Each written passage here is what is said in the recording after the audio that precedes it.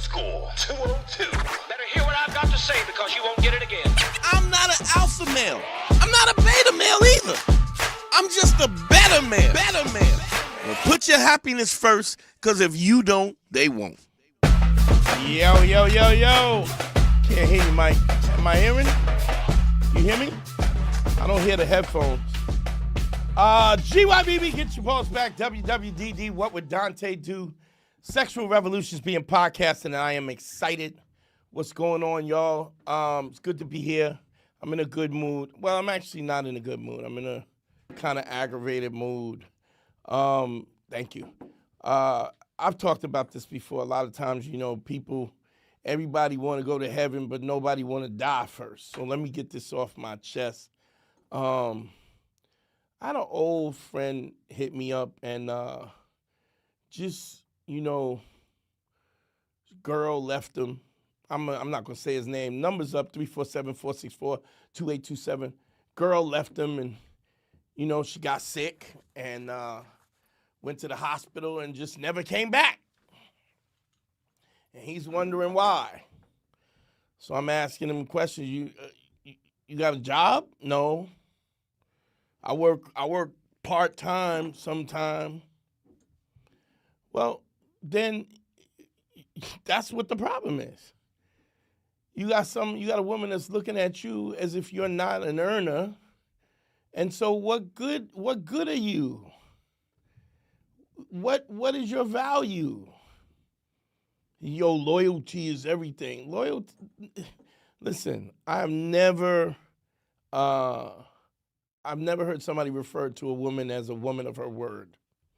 Now, that's not to say that women don't keep their word. What I'm saying is the standard of how we perceive women is not, we give them the leeway to be fickle.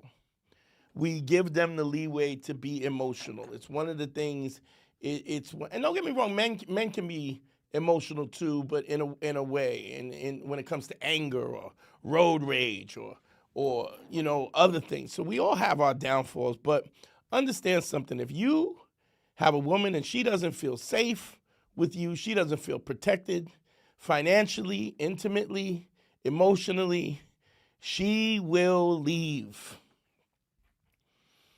Even if it would be better for her to stay.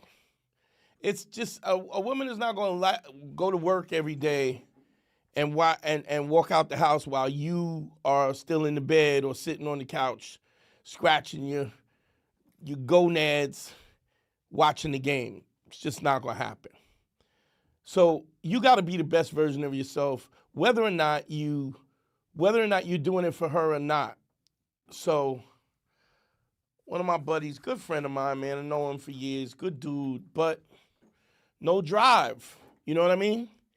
Didn't prepare for old age, getting older.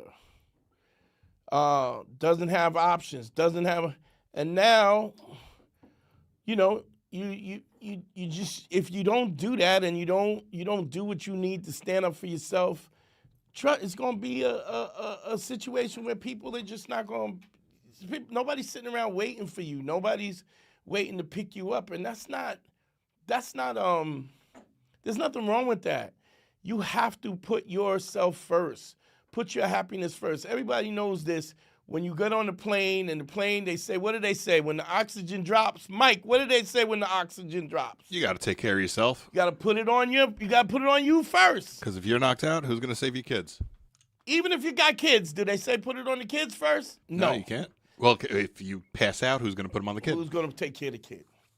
So you got to put yourself first. You got to put your energy and you so that you're substantial enough that if you want to help people, you can help people. And then you got to be very specific about the people that you help, because people don't appreciate it. People don't care that they'll take what you got and they'll keep it moving, and then that's it. Thank you. Come again. First of all, what's going on, Tri-State Mike? You know me, all around these boroughs. You already know. You already know. You know what I'm saying. Good to see you, Mike. Always good to see you. Always good to see you, man. I feel like this is going to be a hot show because I'm a little antsy. You came in hot. Yeah, came in hot. Mike overheard a little bit of it. My man was like, yo, you a big dog, give me a loan. No. Oh, you ain't gonna help it? No, I'm not helping you. Any money I got is going to my son. If it's not going to my son, it's going to my pocket to go see my son. Yeah, let's go. We got calls. Let's go. Call, you're on the What air. up, Dante? Who am I speaking with, bro? Yeah, you're speaking with Jason from Montreal. I actually called like a month or so ago. What up, Jay? What up? What up? How can I help you, brother? All right. So I've been in a bit of a predicament because my whole life I've done, my whole thing is if I have the connection with a girl, things are all good. So like when I was younger, my parents met some friends out of my cabin and they had a daughter who was, younger than me a bit. Now, wait. When you say you have a connection, you mean you have an in with a girl? An in. Okay. Yeah. So you like can't, a friend of a you don't have the friend. ability to cold call. Yeah. So like, or dating apps. So you asked me before what my number was because I was like, had this whole thing. And like, I'm at over 100, but it's mostly from dating apps or if I got the in. My biggest struggle is the cold. Like, if a girl don't know me, she don't know what I'm about. I have a hard way of conveying that. You know what I mean? Okay, let me ask you. How long you been listening to the podcast, to listening to me run my mouth? Probably like 10 years now, man. Okay, since I was like I'm curious. After a breakup. What do you think you should be doing? I'm gonna just put it out there. I've been laying the bricks. Okay, I have been, and I've been doing that solidly. But every time I do it, I don't know how, but like I've been doing that for like ever since I moved to a big city. Because I noticed that when I was in my small town, small city, it was way harder to do that kind of stuff. But now that I'm in a bigger city, let me say this first. Nobody cares that you were in a small city. Let me ask you something. If you were training for the Olympics, and you lived in Oklahoma or Colorado or whatever, right? Would you have to find a place to work out? Yeah, of course. Okay. So the question is, how much do you want this to be different? What? 100%, because everything else in my life is figured out. I got the high six-figure job. I got like the dream life. I've traveled the world. I've dated some of the like most beautiful girls, some of the most charismatic, but it just never works out long term because I'm always trying to get on my mat game. I want more than one going, and it's hard for. That's not hard. So let me ask you this. Let me ask you this. Why didn't you book a session with me? Why haven't you done that? I've been meaning to. It's just been I've been trying to figure it out on my own. And every time I go out and I'm doing that shit, Let me ask you something. I get progress, if you wanted to learn karate, right? Would you get a book and just teach yourself? Nah, you need a fucking sensei for that. You get a sensei, right? And then you get somebody who's going to be hands-on with you, trying to get you to where you're going. Don't get me wrong. Listen, laying the 5 bricks is something. It's the first step. But ultimately, there's nuance to it that you have to learn, and if you don't have somebody that's going to teach you, then you're trying to figure it out. Understand something. People don't have to. My older sister was dumb as a rock, right? She got a master's degree, but she's dumb as a rock. She used to say, kids have to make their own mistakes. That's the dumbest thing I've ever heard in my life. Yeah, I feel that. You don't have to discover and reinvent algebra. All you got to do is take a class, right? And there's people that teach it to you, right? But if you're gonna invent a new math that has already been invented, that's you understand how stupid that is? Yeah, no, I feel that. So, and I've been trying like the books and everything, like the book list that you have back in the day. I've read all those, and I've applied a lot of it, and it's helped. But I'm definitely not. It seems to me that you're not. If it's not hidden, then you gotta book a session.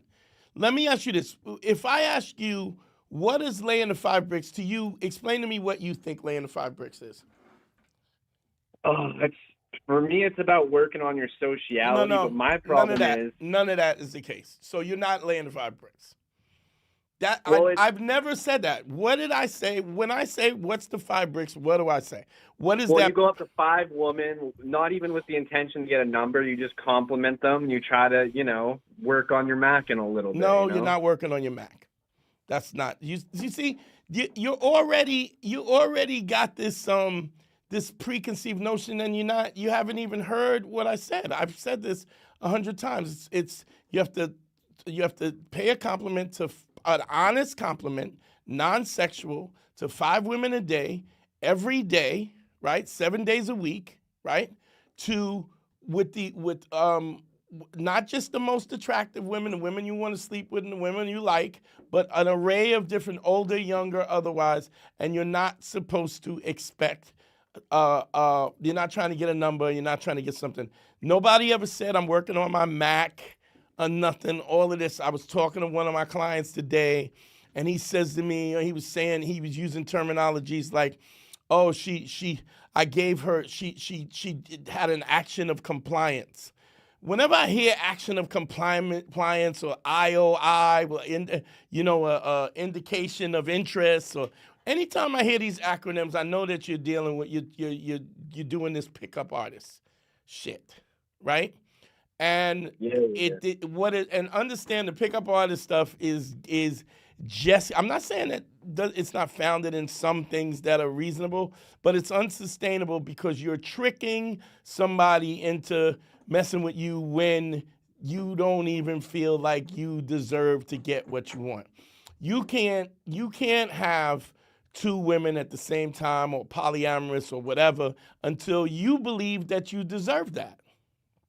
And I have had that in the past. When I'm at the highest peaks of my confidence, I've had 5 or 6 girls spinning at once, but it's... Did they know about each other? That's 3 a no. of them knew about each That's other, a no. and a couple of them thought they were the only one. Yeah, so well, I was kind of the girls that were more open, I'd be open with, and the girls who I knew weren't. So then, in other words, you're letting somebody define you, and you're letting a woman dictate who you are as a man. This is why you don't have the confidence. If some random woman, just because she's attractive, can tell you who you are, then you're not really rooted in who you don't even know who you are, if that's the case. The principles Yeah, I'm of definitely this. still finding myself. Well, how old are you? I'm 32 right now, but dog, I've seen ex-fiance and all kinds of shit, so I'm trying to start fresh. But here's what I'm saying. You got to understand there are very fundamental things that transpire in the context of laying the 5 bricks. It does a few things, right? But it's not. Well, I do it with old ladies too, and I don't try to hit on them, but I'll do it with even guys. If there's a dude who's wearing a shirt, I'll just strike up the convo to try to get more social, because I've been an introvert my whole life, Well, so I am trying to. What I'm saying to you is you don't understand the basic fundamental principles. If you're saying I'm working on my Mac, you already have the wrong impression. You're not working on your Mac. This is not some fake person that you become in order to get laid. This is about you understanding who you are and building your confidence based on your integrity, your truth, your empathy, you being the best version of a person that you can, and knowing it, and then asking for what you think you deserve. And if somebody is not smart enough to see that that you're interesting and that you're positive and that you got so much going on, then then it's because they're not smart enough to see it. It's not because it's not there. You understand? So yeah. You say you have all your stuff together and all these other things. This is the one thing, but you didn't think enough for you to book a session and get it from the horse's mouth where I could help you. Every time I start seeing a new chick, I think I got it all figured out. So I think you're right. I got to stop letting the girls. Well, this is the thing. This is the thing. You ain't ready for the Super Bowl. You know what I mean? I'm not a big sports fan, But if anything, I'm a Giants fan, and I remember the year that the Giants won the Super Bowl, and I think it was Tiki caught the ball on his helmet with one hand, almost falling out. Tiki Baba. Yeah, and he caught it, but in order to catch a difficult play like that, you have to have done that hundreds of times. You have to run those drills over and over again. So you're not, every time you think you got it figured out is because you don't. You're just getting lucky. And that's fine. Yeah, I feel but that. if you want to understand really what you really want to understand, in order to duplicate it, you have to understand the dynamics, and you got to build yourself up in the first place. DanteNero.com, click on consult. You can book a session. I guarantee you it'll change your life. And we're changing lives every day. And I mean, I don't know if you've been listening to the lives, but guys call in every time we go live. I would consult with you. It changed my life. This is that. Mike, right? How many times do we hear it at show? I mean, at least once a show, someone calls. I mean, like this is the gentleman calling right now. It's 10 years he's been listening. Right. So, but just, I mean, so I can explain it to you really quick. There's there's 4 different foundational things that laying the 5 bricks is supposed to do. It's supposed to remove your anger. Let me ask you this. Are you doing 5 a day? If I don't do 5 a day, I'll do 10 the next day. That's not. So I try to average it out, but yeah, Okay, it's not out every day. Let me ask you something. Have I ever said average it out? No, it's an everyday So thing. again, this is another thing where it's dudes that people act like they know better than I know, and they start freestyling and doing what they want to do. There's a reason why it's 5 a day. There's a reason why it's every day. There's a reason why you do it there's a reason why, let me give you, first of all, you do this with that level of, at least with that level of frequency, because eventually it eliminates the anxiety that you have, right? Yeah, and I've gotten rid of most of the anxiety just from doing it over. That's not true, because you're blowing it when you get, and so you've just moved the anxiety to a different level. So, yeah, that's true. I pushed it back, not got rid of it. And I mean, that's to some degree, that's practice. But if you don't understand, so the first thing you're doing, you do it that level of frequency because it removes the anxiety. Why do you know why we remove the anxiety? Because when I get to the opportunity, it'll come naturally. I won't be feel stuck in my head, I guess. Yeah, you're talking about personally. I'm just saying in general. The reason why you move what do I say over and over again? Never let emotion have a seat at the table. Do you know why you don't? That's the hardest part for me. Do you know why you're never supposed to let emotion have a seat at the table? Honestly, no. Okay. I don't know the deeper. All right, so the deeper meaning is this. You don't let the emotion have a seat at the table, because anytime you have any emotion and you're working on emotion, you're motivated by emotion, whatever is going on in your head, whatever your proficiency in terms of social dynamics, you can reduce that to a third based on the whole idea, the whole idea of fight or flight, right? So yeah, when you have any fear, any anxiety, no matter how smooth you are, no matter how cool, no matter how witty you are, no matter how charming you are, you can cut that down to a third the minute you introduce any kind of emotion, especially fear. When you look at boxers, they train every day so that they can get punched in the face and still maintain composure. Because if you get punched in the face and you turn away from your opponent and run, right, chances are you're going to get knocked out. So you have to be able to operate on a level of composure. Why do you do an array of different women? Because when there's a woman that's attractive and you want her, it is transactional. She can always tell when the conversation is transactional. And when she can tell you that when she feels that it's transactional, her guard will go up. Oh, for sure. And I see that all the time. That's why I like the dating apps, because the first time we meet, there's already all of that pre-build-up before the physicality comes. Okay, let me ask you this. When you go do the dating apps, do you call them on the phone or do you just text? Combination, depending how open they are. But I try to do video chat before the first date because Video there's a chat lot is of good, but tonality and body language and stuff that doesn't come through over text. right, but you should get, if you're on the dating apps, the first thing you need to do is get to a level where it's comfortable enough where you can get a phone call in. And Yeah. you should be talking to them, because here's why. You have to prime the pumps.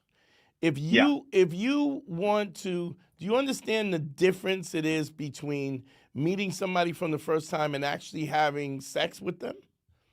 That chasm is so wide that you can't. But if you've been talking and you've been getting to know each other, then what you're doing is you're priming the pumps to get you closer to the fact of where she's comfortable enough to feel comfortable to be herself and to kind of engage with you in ways that you would like her to engage with. So the first thing you got to do is get it off. You got to get it off the apps. You got to get it on the phone. You got to get on FaceTime is better, and you should be speaking to them before you get to the date, and then have the date. And then there's other techniques, like what I call time travel is another technique that I've talked about. I'm not going to go into that right now. Yeah, but I've done that a lot actually, but where you I take honestly- a girl, I'll pick her up and take her one place, then we go another place, and then we'll go back to my place and end up sealing the deal. But my problem is that because I have such high success rate on dating apps, because I do all those things like priming and stuff, I have such a high success rate, like 75% of my first dates on dating apps like go very, very well, and we usually end up like having sex. But I have such a bad rate of, if there is a girl that I'm interested in, I do not, bricks aside, a girl that I'm actually interested in, I do want to talk to her to Yeah, but get her there's number. I there's have no such such a thing as bad there's rate no of such rejection, it demoralizes there's me. no such thing as bricks aside. And if you're using the term as it's so demoralizing when I fail, you got other stuff going on in the background that needs to be cleaned out. And the only way I can do that, I can't do that live or on the air. You gotta book a show. You gotta book a consult. DanteNero.com. Yeah. Click on consult. You know how to book it. Everybody knows how to get me. But there's other stuff going on. Here's what's crazy. Words are really, really important. If you use words like disaster or degraded or these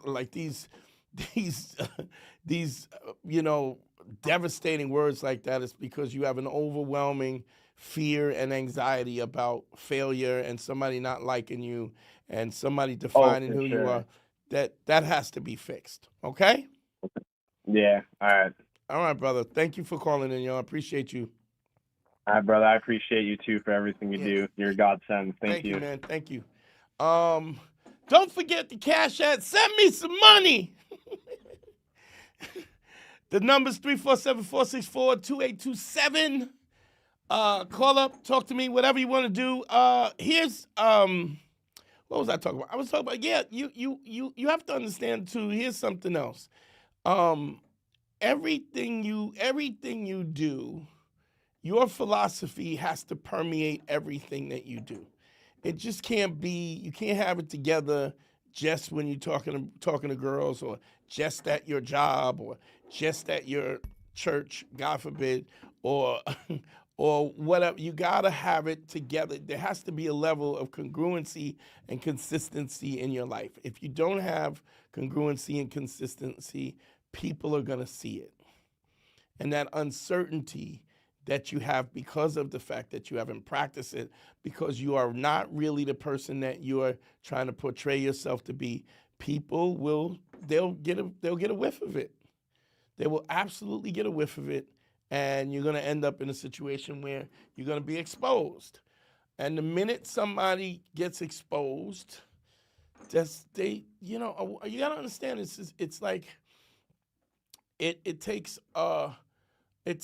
very specific things to get a woman warmed up, but it's very specific in how you get them to turned off, where they have an ick or where they don't dig you.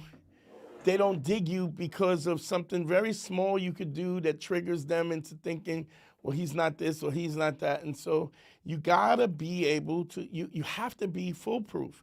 And the only way you can get foolproof is through practice, which we got a call. Let's go. Caller, you're on the air.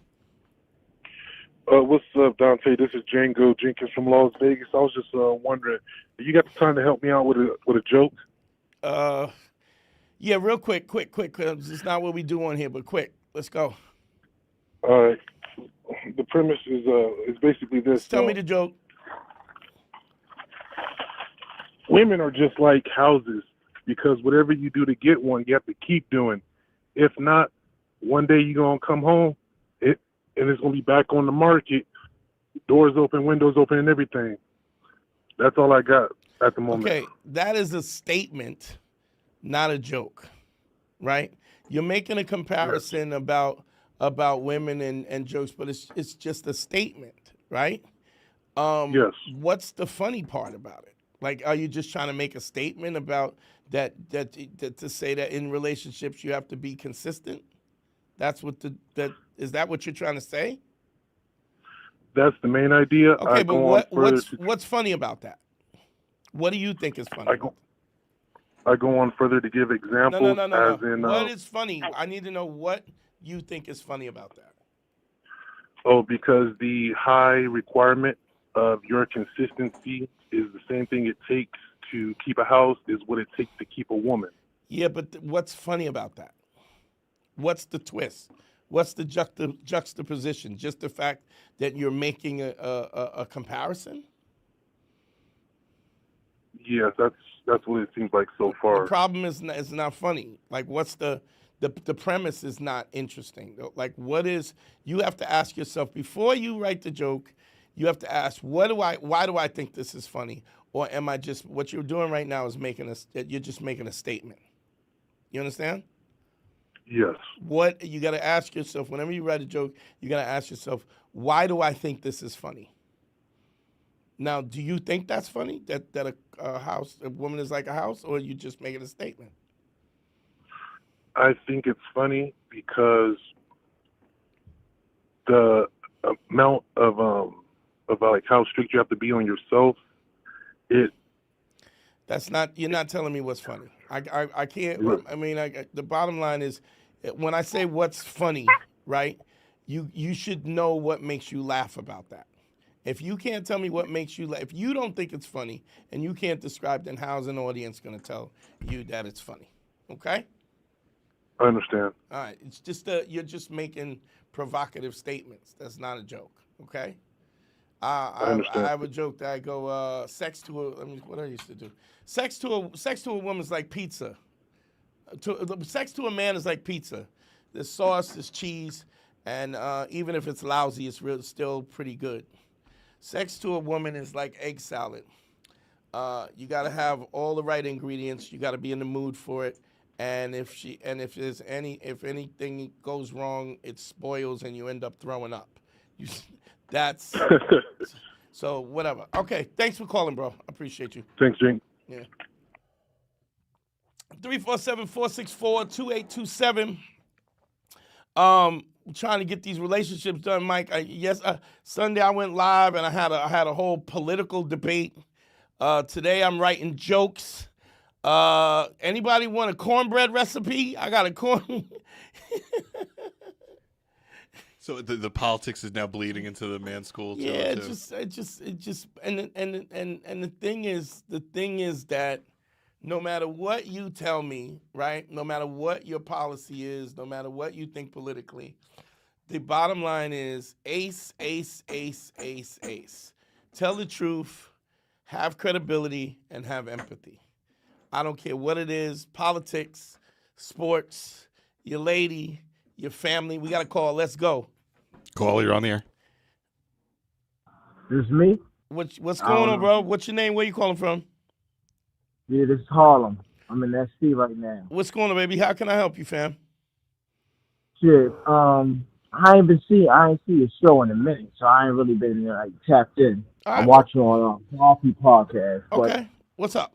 As far as I'm just like my joint right now, I like the best of the best women. Like I can say, I'm very picky, so you know that lowers my chances with women right there. Okay, let me ask you this: you're very picky. Are you the best of the best that you could be?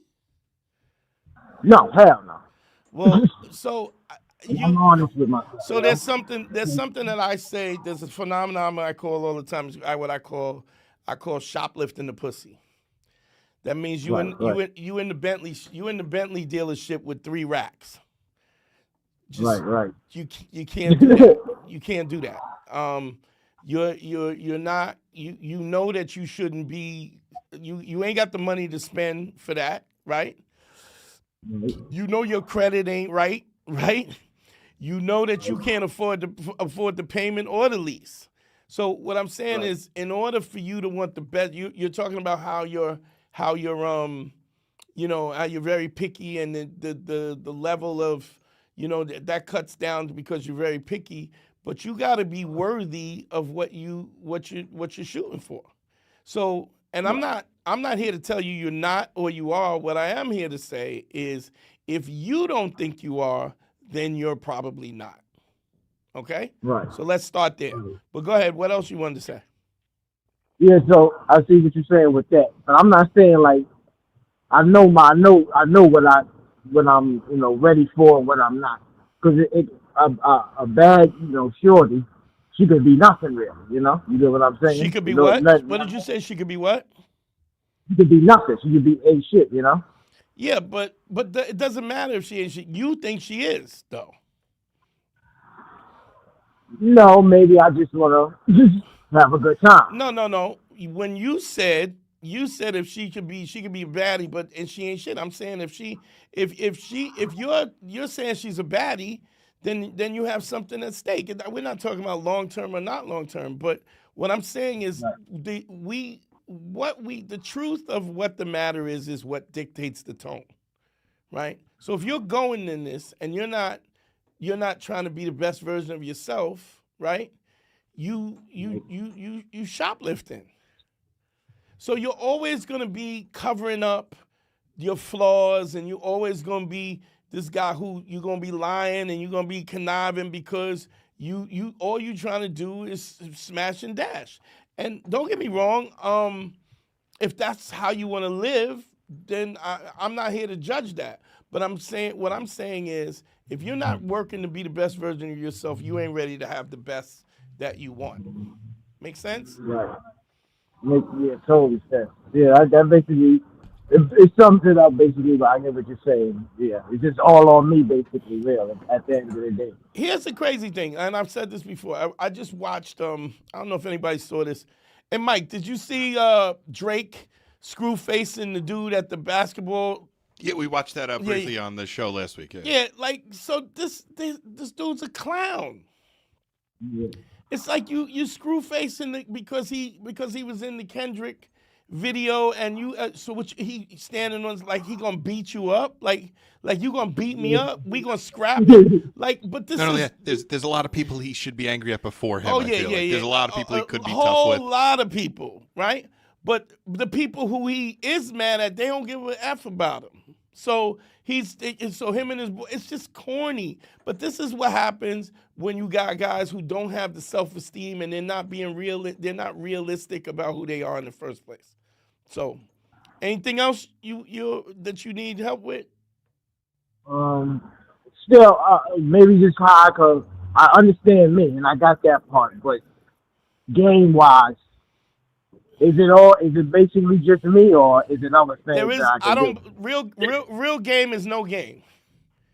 Like Right. if you're gaming, if you're saying I got game, what you really saying is I know how to lie.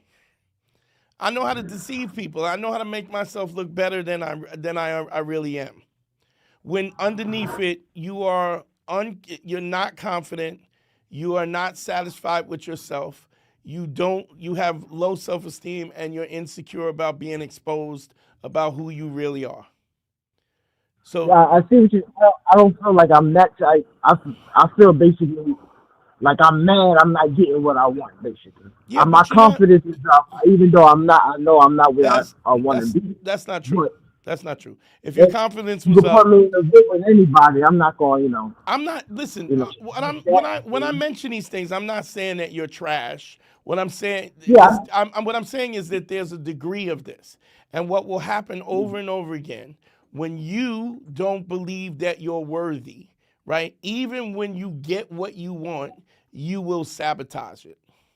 Subconsciously, you will sabotage it because you don't believe that you're worthy and you don't think you deserve it.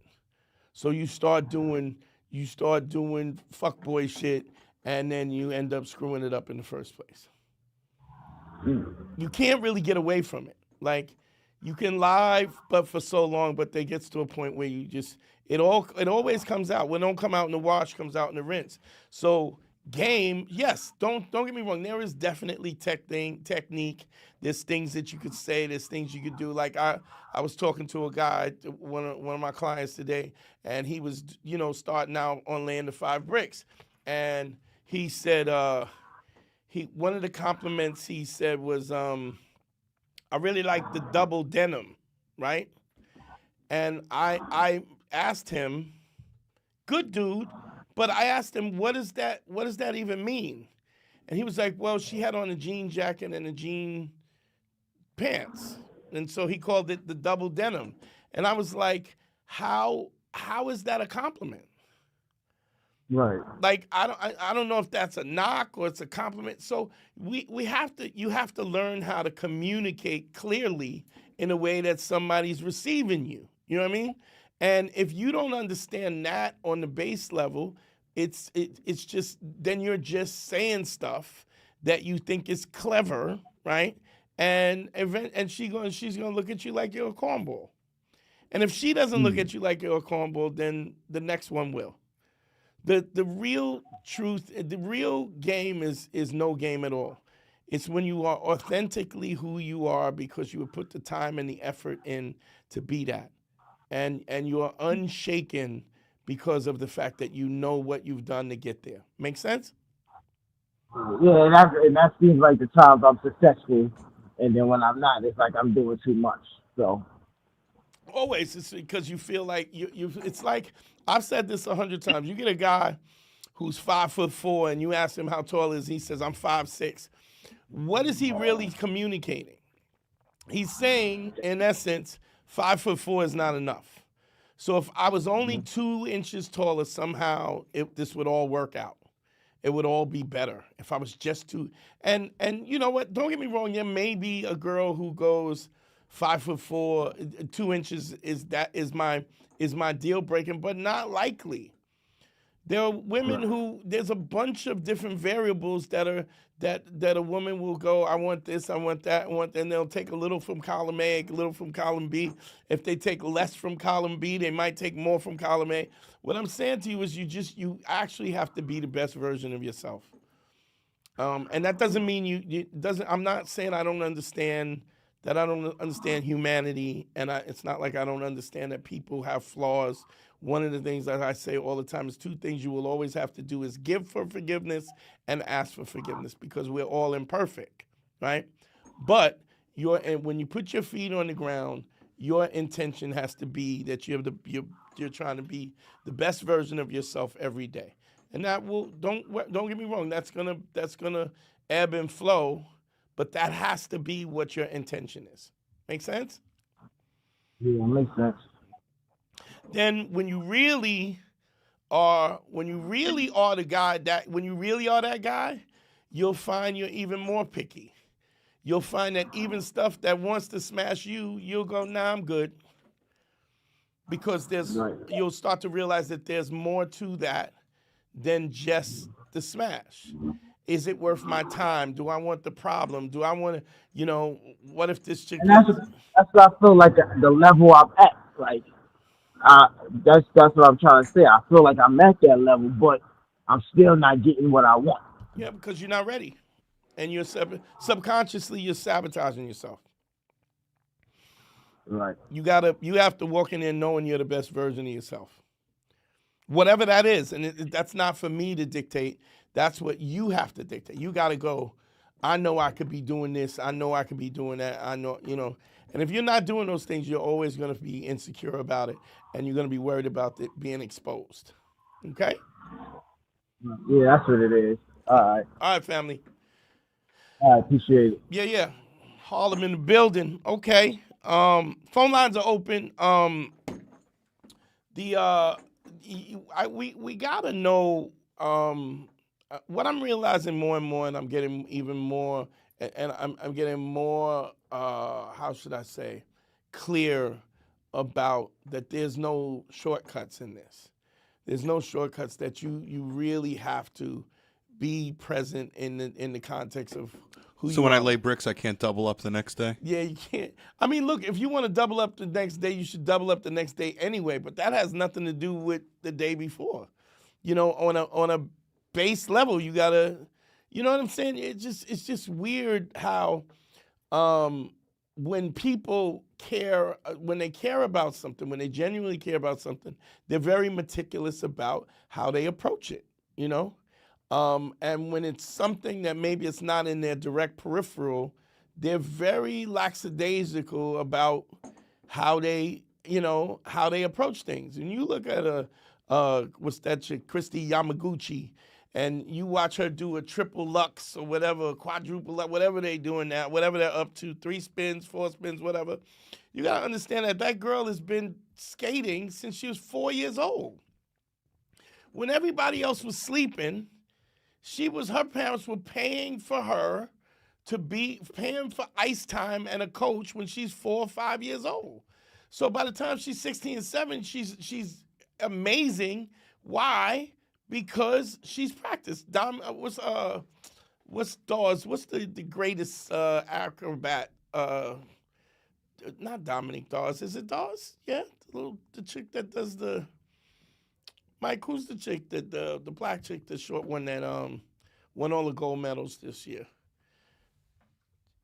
Doesn't even matter. Y'all know who I'm talking about. The point is that this is somebody who's been doing gymnastics. Gabby Douglas?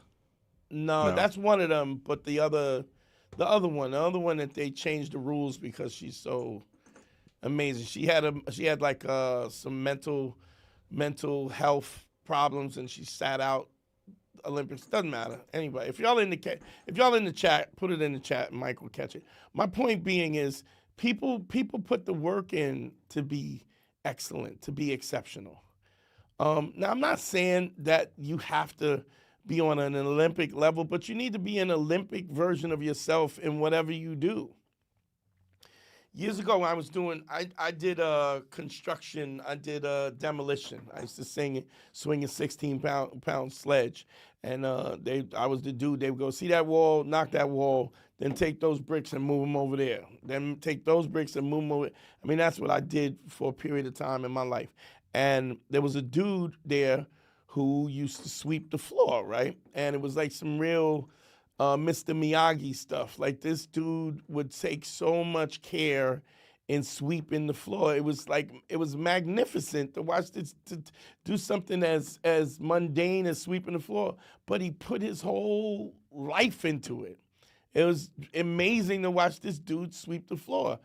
You got to do that in your life. You have to put the time and the energy, and when you don't, it's a weird thing. I was talking to somebody, was consulting with a guy who I've been working with, and went through it. I helped him get through his divorce and stuff. And what's really interesting was that it's funny. Mike, the guy was like, he was married to a woman who basically used him as a placeholder.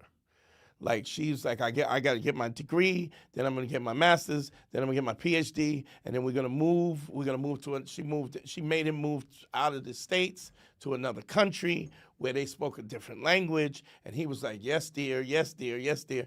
But then I want to have kids by the time I'm 31, and I want this. Yeah, we got a call? No. Yeah, caller, you're on the air. Yeah, what's up? What's going on? Hello? Hey, Dante. Sorry to interrupt you in your tangent. What's going on? Who am I talking to? Hey, my name's James. I've consulted with you before, and I've called in, Okay. I don't know, probably 3 or 4 times. Okay. How can I help you, bro? Yeah, so I was talking to a girl recently who I used to know way back in the day, and then I hit her up, and I was like, hey, like, I'm single again. Like, you want to go out sometime? And she's like, yeah, that's cool. And then the next day, she texted me, and she was like, hey, I'm just curious, how tall are you? And I was like, oh, I'm 5'10". Like, why are you asking? She was like, just curious. And I was like, like something about that, like kind of made me, I feel like she wasn't just curious. I feel like she was asking for a reason, but Okay. Did she go I out? wanted to call her out on her. Oh, I'm sorry. What's up? Did she go out with you? No, not yet. We haven't set up a time or date yet, but something in my gut felt like she was trying to play me or something. Well, not play me. That's the wrong terminology. Yeah, I was but going to like, say that. I mean, but go ahead. But what were your concerns, or what did you think was going on? well, I don't know. I guess it was kind of like a shallow thing. Like some girls are kind of like, I don't date guys that are under 6 feet. And that was like the initial thing that I felt, but I was like, oh, I'll call into Dante and ask him about this. So here's my thing. Dante will have the right answer. Here's my thing with this. Look, I think the average height is, I believe, 5'10". No, it might be 5'8". Mike, can you look that up, please? But it's definitely not 6 foot. If you're 6 foot, somebody at 6 foot is probably at least in the top 10% of height of men. So, and here's another thing: you gotta not stop. You gotta pay attention to what is it? 5'8", 5'9". 5'9" is the average. Is average. So you're above average. But the point is, we've all seen this online, where you ask, what do you want? What do you want? A high value man? What do you want? I want a guy who makes 6 figures and he has to make this amount. He has to have this. All that. Look, I can't tell you how many hotties I smashed in my mom's basement on a futon with no top sheet, with just a bottom sheet. In the grand scheme of things, what happens is women don't know what they want. Their pussy does. What I mean by that is attraction is a visceral thing. It's not something that you could put down on a pad, on a legal pad, and say, and where she checks down the list. Because even if you're checking down the list, she could still think that you're unworthy and treat you like you're a clown afterwards. What happens is, and this is one of the critiques I had about Kevin Samuels. God bless the dead. Nobody's name above his. Is that he always dealt with things on a very statistical level, right? And not to say that those things don't pan out. What I'm saying is that relationships are messy. Who you like is who you like. How you like them, what you like is very different. And so there's one dude who could be 5'4" and has got a personality, and Kevin Hart is like 5'6". Don't get me wrong. Yeah. Being tall is absolutely an advantage, and it's a variable. But you could be tall and goofy, and it doesn't matter. You could be rich and still be goofy, and a chick will date you, take your money, and give it to the guy who's sleeping on a futon. None of this pans out in a real way. It is a visceral. Emotions are a visceral feeling, attraction. It's just, so what I would say is I wouldn't even pay it any mind. And if somebody is gonna, like, if I ask you what kind of guy are you? Like if I say what kind of guy you are, what kind of character you have, what would you say? I've been practicing all the principles, man. I'm honest. I keep my word, empathetic. I'm getting more social. Like, I'm really doing it. Okay, so now I want you to point something out to you. You see how not in one time did you mention how tall you were. You didn't go, yeah. I'm 5'10", right? So it's only significant it's significant. I'm not saying that it's not a variable. I'm not even saying that it's not a variable that somebody might cut you off, where a woman would say, I don't date nobody under 6 foot or under 6'3" or whatever the weird ick or whatever nonsense you're talking, but you're just yapping. Like, this is when women are just yapping their mouth about something, and then somebody comes in that's mad smooth, Like I remember, Doug, we used to, and we talked about this before, Mike, how when Jay-Z first came out, we used to call Jay-Z, girls were calling him Joe Camel. He looked like Joe Camel, right? But then when he got money and swagger and he was quiet and he was just very intentful and he moved smooth, everybody, Jay-Z's fine, he's fine, he's fine. Like, you understand what I'm saying? This is all superficial. I wouldn't worry about. Go ahead. Oh, sorry, I didn't mean to cut you off. No, go ahead. Like, I'm listening. Part of that was what was craziest to me is like I've known this girl a long time, and then like we've stood next to each other. I'm a solid like 8 inches above her. Like, have you dealt with her before or no?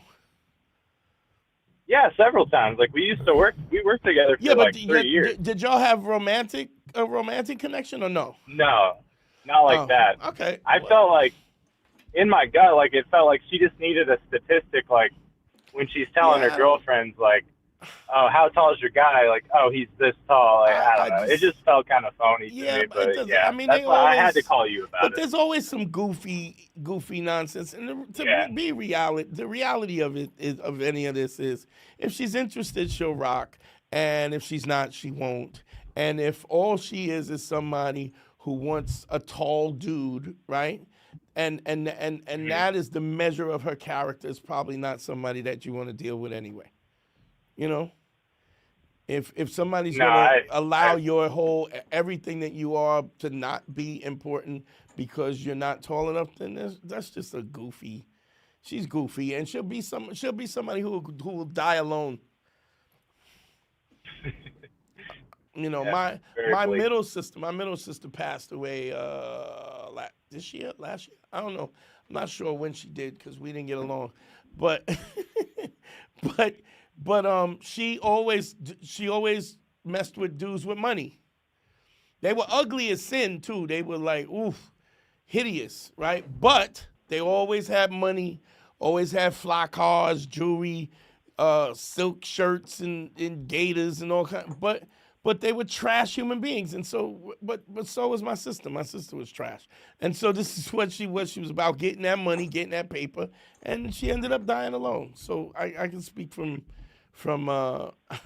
I can actually speak from experience. My point is, there's a situation where if we feel like these little things, like we can't let these little things disrupt us. What the sexiest thing about any man is the fact that he is unaffected.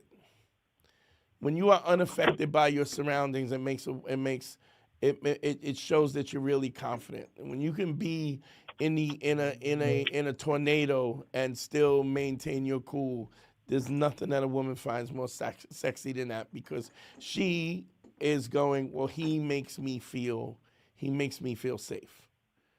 Because because I mean, we don't want to. None of us want to be in a funky situation where it's at a detriment to us. So if he can be cool, then it allows it. You kind of, your energy kind of washes over anybody that you're with. So I wouldn't even worry about it. Now if she acts weird later, it's like whatever, just move on. I mean, and this is why I say later 5 bricks, is because you should have options. You should have enough options that almost, and I don't want you to be clear. I'm not upset that you're asking me this question, but if you had 5 other dates lined up, right, you wouldn't even think about this. Do you know what I mean? Like this wouldn't. Yeah, I mean, I'm sorry. I got some other ones, but like it was I've never been point blank asked like that by somebody that I already knew, and I was like, maybe me reacting to this is just me being too emotional. But yeah, definitely. Yeah, that's why I said I knew you'd have an answer. How old are you? I'm 27. And how old is she? 27? 25. 20. Yeah, this is goofy. This is goofy stuff. None of this matters. You know, so I would. So yeah, I guess my whole point of calling was just like, do I still try to go on a date, or if it goes through, but this is already some trifling nonsense already. So I'm not saying that. Yeah, that's what I thought, but I was just making sure. But I'm just saying, I've had people basically asked me if I could read minds because I would tell them what's going to happen in a relationship before it even happens. But it's not that I have any clairvoyant ability. It's just that I've seen so much and the patterns start to line up. So one goofy thing about asking you about your height is not a deal breaker, right? But it is something that you put a little check mark. Okay, this was goofy, right? Then if she says something else and something else later, it's goofy. If she doesn't call back, or if you do set up the date and she's disrespectful and is not on time or whatever, or she doesn't want to go to what you do is you should be taking a running tally of goofy stuff like that, because one red flag doesn't disqualify somebody, but that doesn't mean you don't take it into consideration. And be clear, I'm saying that about women as well. That's just human beings in general. Like, people will reveal themselves to you, and depending on how attractive they are or how much you're into them, you will overlook these things, and then you'll end up in a really binding situation. I have guys who I've consulted with who are married 10, 12 years, and then something happens, and then the wife leaves, and then they go, "Yo, I don't know what happened." I'm in my mind, I'm like, there's no way that you didn't know something was happening. You just was ignoring the red flags when they were popping up because you had emotion present. And I always say, never let emotion have a seat at the table, because it clogs your ability to perceive things. And because of that, you've overlooked it until it blew up in your face. So I wouldn't worry about it. I mean, this is not even important. I would say this. I wouldn't say, "Hey, I'm single again. You want to go out?" I wouldn't have said that. I would have just asked her if you want to go out, right? Enough. Just more direct. And the reason why I say direct is always more attractive, because direct is always. I always talk. I mean, you've heard me talk about the subtext of things. If I'm just direct about what I want, right? First thing it does is it says that I'm confident enough to get it. Second of all, it tells her that I believe that I'm worthy of it, right? That I don't have to bother around. Nothing is worse when you hear somebody go, "Hey, I was just wondering if you're not doing something sometime, maybe if you're not busy on a slow day when you're not working, maybe if you have some time, you might want to hang out with me sometime, maybe go for a cup of coffee." Or I don't know, I mean, maybe you don't like coffee, maybe it's tea, or maybe we could go for ice cream sometime. Like, the fact that you're creating this runway to just say what you want says to them, "I don't think I'm worthy." And I've asked this 100 times. I ask guys all the time, how does a girl get to know you? You tell her. You tell her if you're a simp. You tell her if you're going to tolerate bullshit. You tell her that who you are, if you're loyal, if you're honest, if you're all of those things. You tell her by your actions. And trust me, she's listening. Yeah. Now, if you got a six-pack and cum gutters, you'll definitely looks or height or money makes women overlook some of these red flags, because they're, it's a sliding scale. But I wouldn't worry about it, man. Just see what it is, and if it acts, I wouldn't even bring it up afterwards. You know what I mean? Because if you really are laying the bricks and you got and you are that dude, she won't even remember that she asked you this. Okay. Can I ask you for clarification on just one point, and then I can get out of here? Sure. Okay. You said that earlier, you were like, one red flag doesn't necessarily have to end, but like, where is that like cutoff point to where it's like, all right, this girl's just goofy, when like I should get out of here? When you're uncomfortable. That's not for me to decide. Okay. It's a feeling. Yeah. Well, it's also this. What do I say about non-negotiables? You ever heard me talk about non-negotiables? Relationships are easy. Know what your non-negotiables are, and then never negotiate. Never negotiate them. So when the red flags start to overstep your non-negotiables, then you say something. You start off by you say, "Hey, this is not cool. I don't know if this is how you rock or this is who you are." But the next time it happens, it's time to be out. And what we do got more you. over than not is we'll get hit with the red flag and hit with it again, and because we have an affinity to this particular girl, or this social interaction is transactional, and you don't know what your worth is. So what do? You stick it out, you stick it out, you stick it out, and then you end up in a sexless marriage with somebody who doesn't like you, who's selfish, who doesn't give a fuck about your happiness, and you're wondering how you got there. Or if you're a woman, you end up in a situation where a guy's angry, and then he's abusive, and then he's physically abusive, or he's lazy, or he's not. He don't have a job, or he's not giving. It's the same. The same thing that happens. We are so much, men and women are so much alike. There are different things that we attribute to each that are different. We're different, but we're very similar in the way, and at least the overall look of it. You know, a really pretty girl would get away with more than if you get an ugly chick and she go, what you call it? I forget the comic used to say. You get an ugly girlfriend and she go, where you going? He go, to the moon, bitch. I'm going to the moon. And if she's real ugly, she'll be like, well, you be careful then. I'll see you when you get back. So I used to do a joke about it. An ugly chick better not be coy. The last thing I want is an ugly chick to be going, like, yo, what you doing? What you doing? What do you mean? You know what? You'll be coy in the rearview mirror. I'll holler at you. This is an opportunity for you right now. Don't give me time to change. But that's rightfully so.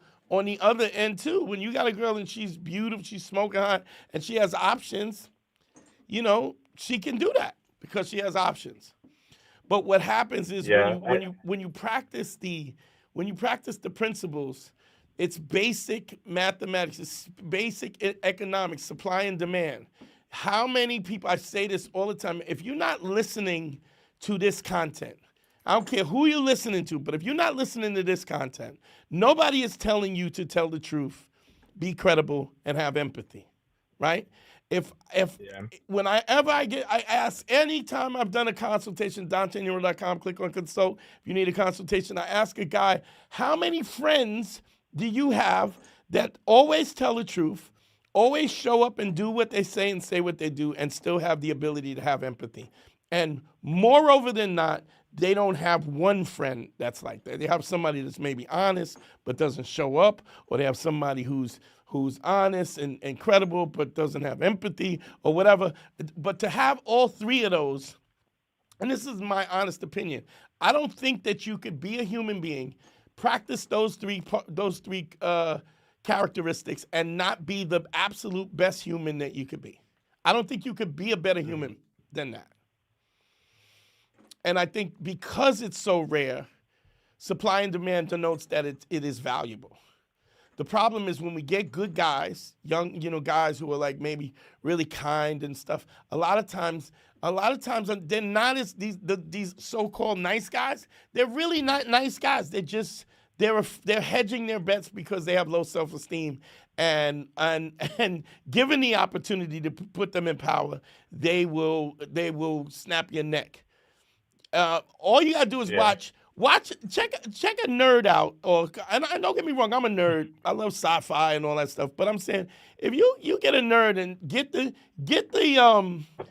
you go, oh yeah, I remember when when Jar Jar was in Return of the Jedi, they were like, no, dummy, Jar Jar was in Empire Strikes. They're so arrogant and nasty because it's their thing. So my point is, just because somebody's playing the nice guy, a lot of times they're playing the nice guy because they don't have a leg to stand on, and they really don't have any confidence, So this whole thing about nice guys finish last is bullshit, because nice guys who are confident and they're good people are a commodity.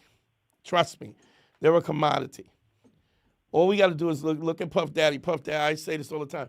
Puff Daddy didn't stalk women. He paid guys to stalk his women.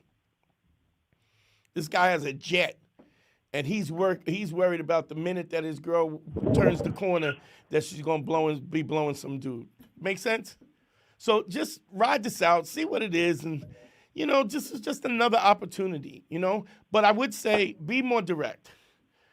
Just hey, you want I got to go out? Dante. Yeah. Dude, this show is so dope. This has changed my life so much. Thank you, the brother. next time I get a chance to send you some more money, I'll do it. 'Cause Yeah. I do have some more questions for you, but I think it's more of like a private thing. Send me some money. Yeah, right, Mike? I'll get a consultation up and going. I'm working overtime right now, so I'll be up in the next few weeks. Do it, man. I'll definitely help you, bro. I will definitely, I want you to know that and anybody who works with me, anybody around me knows I genuinely want y'all to have a happy life. I mean, that's if I die knowing that I've helped people and it was able to guide them into having a happy life and healthy kids and balanced relationship where they could make great human beings and raise, respectful and accountable women and respectful and accountable little boys and stuff like that. Man, I could close my eyes with a smile on my face, I appreciate you, bro. Do you have time for one more thing? Yeah, sure, real quick. I got to tell you about this L I had to take, but it had to happen. So I was laying the bricks and I've been meeting a lot of people recently, and I got offered my first threesome, but then she was like, there is one thing about it. And I was like, what is it? And she's like, me and my friend both have herpes. And I was like, oh my God, why are you even inviting me? She's like, well, if we're on our medicine, you can wear protection. I was like, yeah, I'm sorry. It's not going to happen. Yeah. But thank you. Yeah. I appreciate you. Thank you so much. Here's a funny thing. When I was younger, right? I know y'all don't believe me, but I was hot as shit. You don't believe me? Watch my Instagram. When I was in my 20s, I was smoking hot, right? And I'm walking down the street. I'm actually jogging. I haven't jogged in 20 years. I'm running down the street, and this guy pulls up next to me. He goes, hey, hi, I thought he was going to ask me for direction. He goes, can I interest you in a blowjob? And I was like, whoa. Right? And I was like, no, thanks. He was like, you sure? I was like, yeah, I'm sure. What a nice response. He doubled down. You sure? Yeah, I'm sure. Thank you. No, I had one earlier. Yeah, my stomach's queasy. Thanks. No, I'm not interested. Thanks, though. He was very polite. So, you know what I'm saying? It's a different game when hotness, but it fades. But character, great character, good character doesn't fade, Okay, bro, I appreciate you. Thank you so much, Dante. Send me some money, y'all. Cash App is on the thing. Send me some money. Oh, my God. What's going on? My boy Russell hit me. Let me see if anybody. Oh, shit. Somebody, Alex Salas. What's up, baby? Sent me $10. Thank you, Alex. You are the best, my bro. Thank you. I appreciate everything, y'all, every little bit you send me. I got to get some new equipment, too, so I could go live, because I'm actually going out. I'm shooting out to England again, and I don't want the show to suffer, and so I want to be able to go live while I'm out there, at least once a week. So send me some money, man. I gotta get some equipment, some travel equipment, so I could do the lives on the road. Telephone number's 34. Oh, we got a call. Let's go. Caller, you're on the air. Hey, what's going on, Dante? What's going on? Who am I speaking with? This is Grant, just outside of DC. What's going on, Grant? How can you do? How can I help you? Hey, I don't have a dating question. Sure. I got. Now that the election's over, yeah. I called you back in April on your show. Okay. And I said there was a lot of right-wing, far nationalist politics leaking into this kind of sphere. Absolutely. And now that all the exit polls are done, yeah, and they've done some more polling and stuff like that, it looks like some of these channels that we were talking about, Fresh and Fit, Sneeko, and all other crap. Yeah. They might have had some effect on the election. Oh, absolutely. And it's far greater than I anticipated. And I just like your thoughts on that, and whether this is a manifestation of men that are, I dare to say it, sexually frustrated, because 30% of men by the age of 30 are not even, they're still virgins, and there's a lot of angry guys out there. Okay. I was trying to just get your feeling on this Just where this is going? So let and me is let this a me. trend? I'm gonna hit y'all with something. I haven't talked about in this while, but y'all all know I am an open book, right? You know that I don't hide nothing. If it's something that I haven't said, it's just because it hasn't come across my view at the time to talk about it. But Yeah. I don't know if you know this, but do you know that I was one of the founders of the Proud Boys?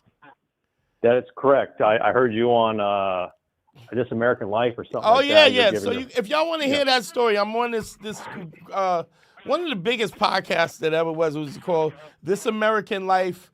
I believe the episode is White Haze. Yes, it's called White Haze on This American Life. Tells you the whole story about your how co-founder was kind of weird. Like he apparently tried flipping. Apparently he was like a MAGA guy, and he's not. I don't even know who what. was this? Who was this you're talking about?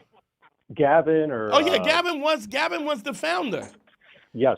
So at the time, Gavin McGinnis, who actually was the guy, one of the founders of Vice, Yes. Vice magazine, he had a show on Compound Media with Anthony Camilla, and at the time, there was the time with all of this incel stuff, right? Yeah. There was a whole lot of incel stuff going on, and I just thought, man, this would be a great place for me to kind of peddle and help these guys to kind of cope with the social dynamics so that they're not angry and stuff and all kinds of stuff. But what happened was, so I was there. I did the show for I did 16 episodes of his show, and from the time that I got there, it started because I came on and I said. I was talking about that I stopped watching porn. And one of the reasons why I stopped watching porn, because I've said it desensitizes you to a real woman. Yeah.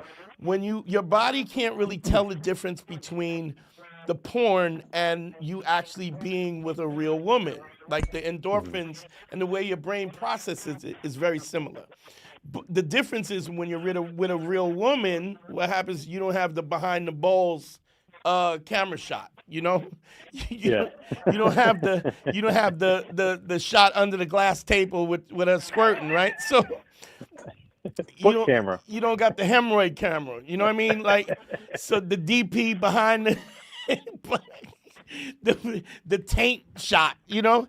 And so, but what happens is what's really interesting about that is guys will get accustomed to these, you know, like if you look at porn, there's these fast cuts and it's the tits and then there's her mouth and she's got a dick in her mouth and then you know what I'm saying? And so you get desensitized to just having a real woman. So I said I had stopped watching porn. And I said, and I'm not jerking off no more, right? Mm-hmm. And he was like, well, let's have a bet. Let's do it. So we called it No Wanks, right? And that was one of the first principles of the Proud Boys, because it was. And then every time I would come back, the Proud Boys would as a fraternity, it just kept developing. Then I remember they had a song, and then it was they had different degrees, and you had to stand in a circle and get punched by a bunch of guys in the body, and you had to name 5 breakfast cereals until they stop or something. So it was you're getting punched, and it was just like, but it was very playful. But then I got on it. I was on Facebook, and there was all this kind of racial stuff that was on the Facebook page, right? And I made a stink about it to Gavin, and Gavin actually screamed on them. But little did I know, Gavin was talking all kinds of racist stuff when I wasn't on the show. They had it nice and buttoned up when I got there, but when I wasn't there, they were doing all kinds of monkey N-word kind of stuff. So, but what happens is this fear of being rejected, this fear of where you get these incels where they want to play video games and they're in love with Chun-Li and you know, I mean, that's where the whole anime, this development of, and then the fact of like a guy like Nick Fuentes who comes off and says, your body, my choice, right? Yeah. Which is interesting. I don't know if you noticed, but you know that he's a virgin, right? I don't follow him that much. I just know he just seems like a white nationalist. Yeah, he's a weirdo, but he's also a virgin. right? Yeah. And so he's never been with a woman, never tried to be with, like, so it's real weird sticky thing. But what happens is there's no accountability. And what ultimately happens is this is a fear of rejection. So rather than them be rejected, they would rather blame women for women being who they are in the first place. Don't get me wrong. Look, I mean, women are the same as they've always been. Yes, and maybe they're a little more verbal and they have more rights and all of that. But I mean, as a whole, as a species, we're the same. You know, nobody's really changed. The sociology and the culture. But what has happened now is men who would normally, like, for instance, when you look at like a Harvey Weinstein thing, you had a guy who looks like just looks like a bridge troll. And so what does he do? He says, I'm going to get rich as I can be. I'm going to get so powerful. And then I'm going to take beautiful women and I'm going to bend their will. Right? Yeah. And that's basically what he did. You know, same thing like Epstein, same thing. You know, so what happens is there's no empathy. So if you notice, whenever I'm on the live or I'm talking about this, you'll hear me talk about empathy all the time. Because when I initially was pitching this stuff to the incel guys, I did mention empathy, but I didn't do it enough. And so these guys were talking about being brutally honest and being a credible man and a man in the Western world, all this nonsense, but they didn't talk. Nobody ever talked about empathy. You cannot talk about deporting children and putting alligators in the moat when people are trying to have asylum. You cannot take away women's right to choose. Look, if you don't like, you cannot be abusive to the LGBT community if you have empathy. If you don't like, if you're not into the LGBT thing, you're not gay, just don't fuck a dude, right? If you don't want an abortion, just don't have one. But what we find as a lot is the conservatives will talk about this in terms of this is pro-life, right? But then on the low, all these politicians with their mistress and stuff, they're getting these abortions on the side. We found that out about Herschel Walker. So, but overall, what happens is there is a lack of truth because they're lying about what the situation is. They are not being credible. Well, they might have a level of credibility because the credibility is the fact that they're following through on whatever horrible shit they want to happen or how they want to control people. But you got to understand, people want to control people when they feel insecure. And you will find this, like, I don't know what your household or family life was, but if you had a mother that was overbearing and controlling, it's because it comes out of fear. So it's like, so here's what I'm not comfortable in my own skin. So if I can control everything around me, then somehow I'll be safe. And the reality is the thing that makes you most safe is your ability to adapt. Whatever happens, you have, because no matter what the situation is, that too will change. When you're on top with the ladies, it will change. If your relationship is great, it will change. But your ability to adapt and to get it back into a place where you're most comfortable, that is where the strength is. It's not about and so what I think what happens in right wing, it just tends to be it tends to be very rigid and very judgmental, and it lacks empathy. That's why a lot of times you don't get a lot of right-wing comics, because in order to have comedy, you have to have empathy, right? You can't you can't just make statements. You gotta. Now into the future, now that this thing actually is like a real thing, and the press is actually covering. I'm surprised they even talked to you. You see the New York Times, all these people covering it. Where do you see it going? Because I think it's not just the dating thing, but like you had a gentleman call for your show on Sunday. Yeah. And you asked him, why wouldn't you not vote for Harris? Yeah. And he spouted out some misinformation. I didn't realize it was this bad. I guess it was.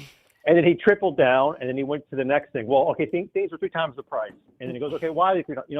it's just you just go down this rabbit hole. So there's a few things so if you heard the call, what happened, Mike? You should have listened. The dude came and he went at, and he just was like he just kept moving the goalposts.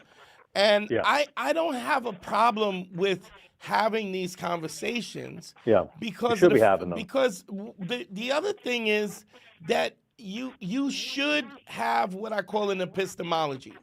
It is one of the most important things. I mean, I know that this sounds kind of weird that we're talking about this on a relationship and dating show, but the epistemology is the process by which you discern what is true and what is false, right? Mm-hmm. And you have to figure out a process of that. You have to understand logic. And so when I'm talking to this guy, and the dude loves me. I don't know if you noticed that his demeanor towards me was loving, and I think he even said he loved me. Man, I love you, Dante. But you don't have, if you don't have a way to discern what truth is, right? Mm-hmm. It is then you're just left out there not knowing, and then your emotions become whatever you feel most strong about. Mm-hmm. There are absolute critiques that I would have about Kamala. There's critiques I would have about Obama. But what we're not talking about if we're not going to have a discussion in good faith, then I'd rather just not have the discussion. Because all you really want to do is you want to say what you want to say, and you want me to do what you want me to do, and you want that control, and that's just not going to happen. And it's, I'm not the smartest dude in the world, but I do understand logic and reason, and a lot of times if you're being disingenuous, then I'm going to run circles around you. So, but this is a way to preserve control, right? Yeah. And not take responsibility for the shortcomings. I mean, we look at that Fresh and Fit, and these guys got demonetized, and they went from a dating show to, like, Myron is doing right-wing, he's doing shows with white supremacists now. So, Sneeko was crazy. Sneeko was my man. Like, he got him on the show. Yeah, he was on the show, would call me whenever he had a problem, and it just went so left that I didn't. Now, to be honest, if Sneaky called me and he was open-minded, I would absolutely talk to him, because I think I could definitely get him back on track. But I'm also not gonna. I'm presenting this thing to people in a way that I can't make you drink. Maybe I'm a cynic, but I just look at the sheer volume. Like, you look at the top 10 podcasts on Spotify. Yeah. And it is right wing, they talk about this dating stuff that you talk about, but obviously in a different manner or a different. But you got to understand, it's also. And it's going to get worse and worse. But that's how maybe it's a cynic in me. Let me tell you this: this too will change, just like everything else. It's gonna have rock bottom. I can't tell you how many consultations I've done where guys have gotten dumped by their girlfriend or girl that they were talking about because they were like, I voted for Trump. And the guy will call me up and I'll say, well, and they'll be like, this just seems absurd. But what they don't understand is that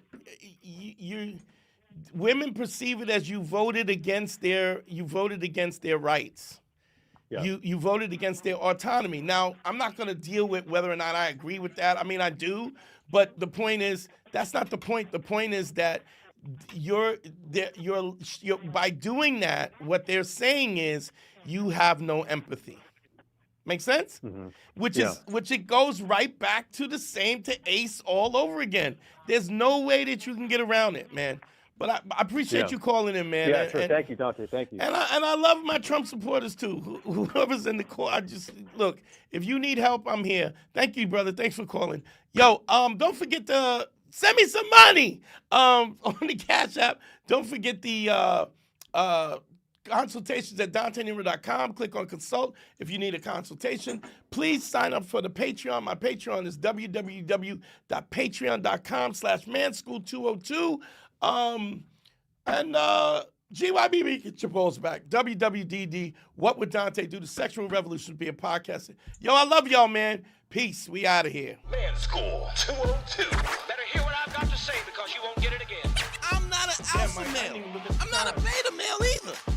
I'm just a better man. Well, put your happiness first, because if you don't, they won't.